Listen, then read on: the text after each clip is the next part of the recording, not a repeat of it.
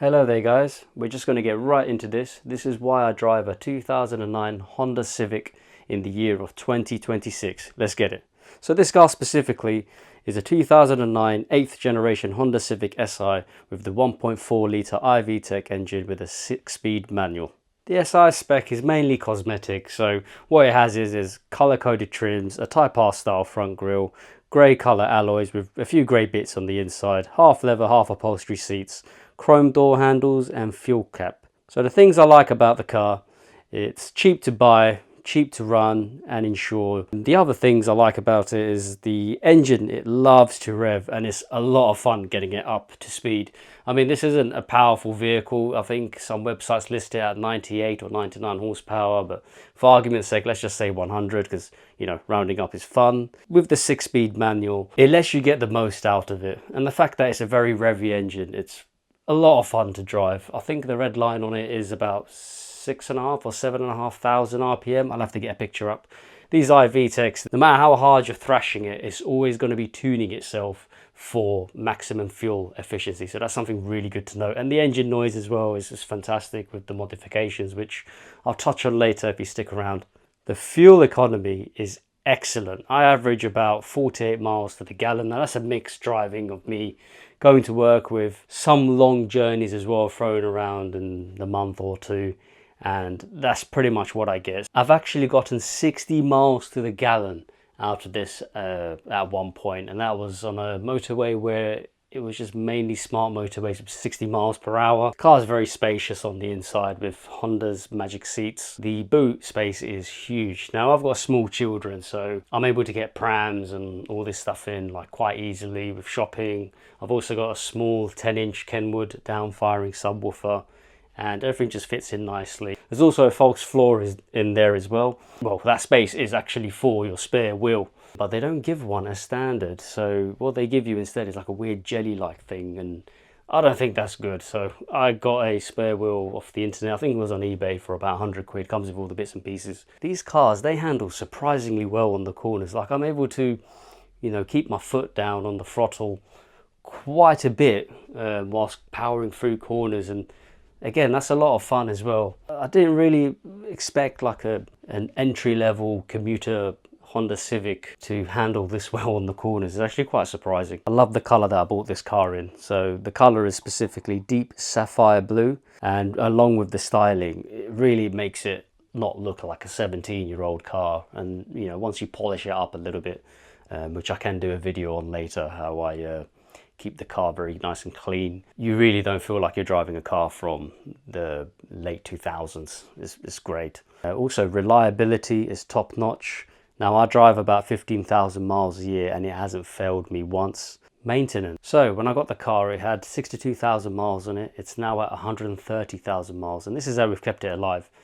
So we service it every 10,000 miles. This includes your engine oil, oil filter, air and cabin filter. So once the Civic hit 100,000 miles, we carried out a huge service. Like we changed a lot of things out. So again, you've got your usual engine oil, oil filter, air and cabin filter, along with spark plugs, your drive/aux belt, coolant, brake fluid, clutch fluid, gearbox fluid. These were all drained and replaced, and my God, it really needed it. So the wear and tear components over my 4 years of owning are 4 brand new tires. I did these all at once. Brake discs and pads, drop links, track rod ends. I also replaced the rotting midsection exhaust, starter motor, and recently my clutch was replaced at 125,000 miles. Now, I got 125k out of a standard clutch from a 2009 Civic. That's crazy. Like, I did really well getting that out. The funny thing is, the guys came to take off and replace the clutch. Yeah, I was literally right down to the rivets. So any more driving, let's just say maybe another week or two, yeah, that would have absolutely shattered into 1,000 pieces, and then yeah, headache. So here we get to the fun part, mods. This is how we made it our own Civic. So the first thing I did, because I wanted a bit more noise, was a DIY air intake. Now there isn't really much available to do on these cars. Again, this is purely a sound modification, not for any sort of performance enhancements. So there's like stock piping or the snorkel. You can take that segment off because it's got like a sound baffling piece on it. Again, that's completely free to do. And then what I ended up doing was let me get my own piping and reroute that's facing outwards towards the bottom front grille, so it's able to get some air. And then I found that I wanted a bit more noise. I wanted the typical induction sucky sound. I'm not really sure how else you describe it, but yeah, there's that. So I went super old school. We drilled some holes in the airbox. If you want to do this as well, you do it before the filter. So before the filter, and please, for the love of God, check if there's anything underneath the housing of the air filter where you're going to drill into, because if there's cables and stuff there, you drill into it, whew, and then that gave me the complete induction DIY sound. So I also got a resonator delete, a little volume increase, but to be honest with you, the reason why I did it was because I want the pops and cackles. Yeah, don't expect anything loud. Again, it's not a powerful car, it's not going to sound loud, but it will make you giggle and it will make you feel like you're driving something like redonkulously powerful. So again, it's just a bit of fun, you know, to spice it up. I also added a Type R spoiler. So I managed to find one that came off a championship white Honda Civic Type R. I got that spray painted and then popped on to the back of the car, and it just looks really nice. Like, it honestly sets off the car. So if you can get one, that'd be great. And these are like your usual bits that you would do to pretty much any car if you want to make it your own. So window tints, you know, white LEDs everywhere. So in your headlights, side lights, rear lights, license plate lights, interior, all that stuff. Then I've added a few stickers to the car. I wanted to sort of make it look like the older Hondas where they have, like, you know, DOHC VTEC. Obviously this one is SOHC, so single overhead camshaft. So you want to reflect what the car actually is, not what it isn't. And then I refreshed the badges as well. I managed to get an OEM SI badge for the rear because the eBay one was disgusting. After a few years, it just completely fell to pieces. And then I stuck a eBay SI badge on the front grille. So I'm just sort of testing it out, see how it looks before committing to a OEM SI badge for the front. I've also got the 10-inch downfiring Kenwood subwoofer in the back. That comes with a built-in amp and everything. It's great. And I've also got, as a laugh, the cheap eBay splitter and side skirt kit, and they're very fiddly. I must say though, the side skirts, yeah man, they're not good. If you're gonna do it, just do the front. The side skirts, I've been meaning to take them off, but at the same time I can't be bothered, and I sort of use it as a safety barrier in case, you know, it protects it from anything actually bashing the sides. These are things that I don't like and wish I knew before I bought, specifically the 1.4 litre version. So the car it's slow, it's really slow. You have to build up the revs a lot just to get the car to move. From a safety standpoint, if you want to do overtakes and safer merging, you need to rev it a lot, like rev it out. Again, this does contribute to the fun factor, but at the same time, you just want it to get down the road really quickly. And again, merging in as well on motorways, dual carriageways, that sort of stuff. You want it to be able to do that comfortably. I wish I was able to get the 1.8 version, or at least test drive one before making my decision on the 1.4. Just for those reasons above that I just listed. And of course the fun factor as well. Having 140 brake versus 100 brake, it's a nice jump, and it will just be more comfortable, more enjoyable as well, being able to put your foot down and actually move without waiting like 10 years for it to do something.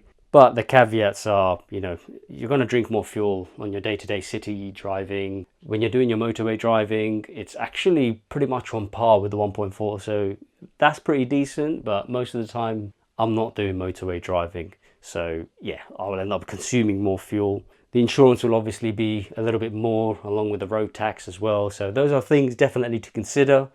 But seeing as I've had this car for 4 years now, yeah, it would have been excellent if I was able to push for the 1.8. But again, circumstances dependent. You know, you make the right decision at the right time. I also miss the sunroof. Like, my previous car had a panoramic sunroof, and I love that thing. I wish I had bigger, nicer alloys, you know, along with spacers to fill out the arches. It would just complete the look, because I feel like the wheels, they're just a bit small. Even though I like the design of them and the colour, I just feel like they're quite dinky looking. I think they're 16s on these. Also, I wish it came with the screen. I know some models do, again, with my previous point of the sunroof.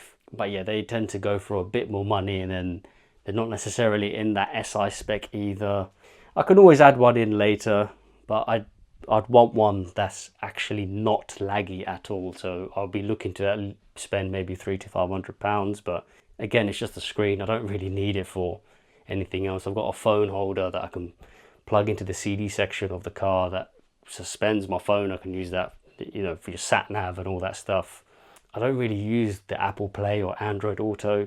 Again, if you're big into those things, especially the younger people watching this, yeah, that might be something worth considering, because you can't do those things. I mean, I've had a few people come in and say, oh, let me be the, you know, the car DJ, and then they go and plug their phone in, you know, into with my aux cable into the aux connection, and they're like, oh, where's your screen? where's your Apple Play? Where's this? So I hope you guys enjoyed this video. I tried to keep it short and concise as possible, as you know, I respect your guys' time, and you know, if you feel like I've missed something out or you want me to touch on something, please feel free to drop it down in the comments. And once again, guys, thank you for watching, and take care, guys. And soon we'll be getting some spicy vehicles on as well. Like, we're talking turbochargers and all that stuff. I can't wait to get those on and give you guys an in-driver experience almost, because that's why I'm building this channel. You know, we can do so much with it and have tons of fun with it as well.